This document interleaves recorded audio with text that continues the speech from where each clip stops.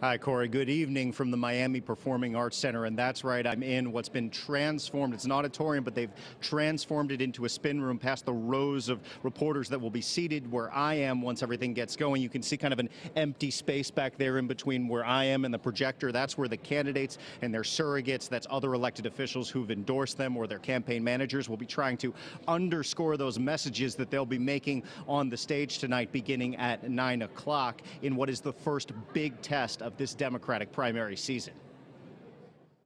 This is what the debate stage will look like tonight and tomorrow night, complete with a backdrop that looks like the White House. There are 10 lecterns for the 10 candidates, which tonight includes New York Mayor Bill de Blasio and New Jersey Senator Cory Booker. Positioning on the stage will be based on polling. For example, Mayor de Blasio will be pretty far to the outside because he's only polling at about 1% right now. Senator Booker will be a little bit more toward the middle, and dead center tonight will be the likes of Elizabeth Warren and Beto O'Rourke, who are polling in the top tier of all the candidates.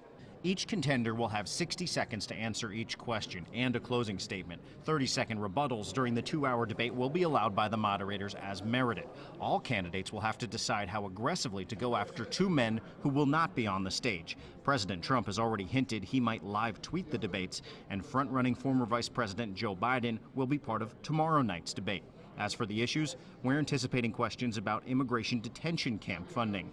It's become a big topic of conversation in Washington during the last few days, with information about disturbing camps and a striking image of a drowning father and daughter trying to make their way to America. Pix 11 is choosing not to show the picture. Very nice. Thank you so much. Senator Warren actually visited a migrant camp today in Homestead, Florida, that houses some 2,300 children.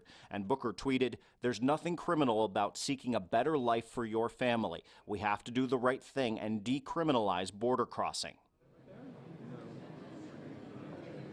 Another big topic of conversation we're expecting to be addressed tonight in one of the 5 segments that the debate will be broken down to is the news that Robert Mueller will testify a couple of weeks from now, and that raising the ire of possibly impeachment. Several of the candidates that will be on the stage tonight have called for impeachment proceedings. Others have been a bit more cautious, so expect the debate moderators, even though organizers have been non-committal about exactly what questions will be asked, to really press each candidate on the issue of impeachment and about what they intend to want to see Robert Mueller answer when he testifies openly. So that's the other big news item that'll sort of get pushed to the forefront other than immigration.